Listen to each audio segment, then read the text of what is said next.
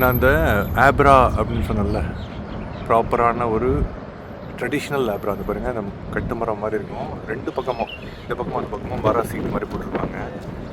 மருதுபாய்க்கும் தேராதுபாய்க்கும் அந்த இணைப்பு பாலமாக இருக்கிற அந்த குறுகிய அந்த க்ரீக்கை கனெக்ட் பண்ணுறது தாங்க. இது ரோடு வழியாக வரணுன்னா ரொம்ப தூரம் நீங்கள் வந்து ட்ராவல் பண்ணி கடந்து வரணும் ஆக்சுவலாக.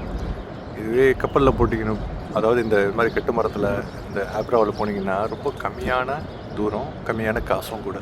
ஈஸி, லாஜிஸ்டிக்ஸ்க்கு வந்து ரொம்ப ஈஸி. இது அதர் சைடு பார்த்தீங்களா, இன்னொரு பாருங்கள், இது தோ க்ரூயிஸுங்க. இது டூரிஸ்ட்டுக்கு உண்டான மரக்கலன் கப்பல். மேலெல்லாம் உட்காந்துட்டு ஜாலியாக என்ஜாய் பண்ணிட்டு வராங்க பாருங்கள். ஆக்சுவலாக இது வந்து ஈவினிங்கில் இன்னும் கொள்ளை அழகோடு இருக்கும். அது சூப்பராக இருக்குது பாருங்கள், வேறு லெவலில் இருக்குது. நிறைய மக்கள் மேல் மாடியில் உட்காந்துருக்காங்க. கீழே ஆர்டிஏனுடைய அழகான அந்த ஆப்ரா படகு தண்ணீரில், அழகான துபாய் க்ரீக்கினுடைய அமைதியான தண்ணீரில் மிதந்து மிதவை பேருந்து மாதிரி போயிட்டுருக்குங்க. மிதவை பேருந்து என்ன, இதை பார்த்து தான் பஸ்ஸுக்கே மிதவை பேருந்துன்னு பேர் வச்சுருப்பாங்க. மிதந்து போயிட்டுருக்கு அழகாக.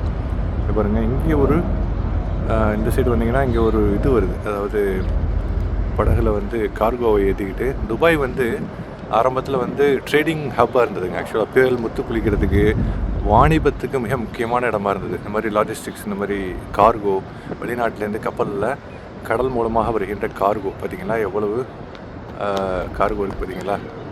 இதுவுமே ஒரு அழகான ஒரு மரக்கலன் மாதிரி தான் இருக்குது. சூப்பராக இருக்குங்க, வேறு லெவலில் இருக்குது. அழகான ஒரு நேரம், மதிய நேரம் இருக்குது.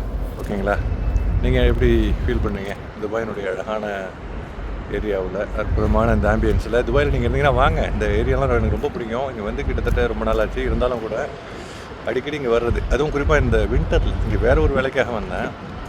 அப்போது நிறைய டைம் இருந்தது, அதனால் இந்த டைத்தை ஸ்பெண்ட் பண்ணலான்னு வந்தேன். தேங்க்யூ கைஸ் ஃபார் வாட்சிங்.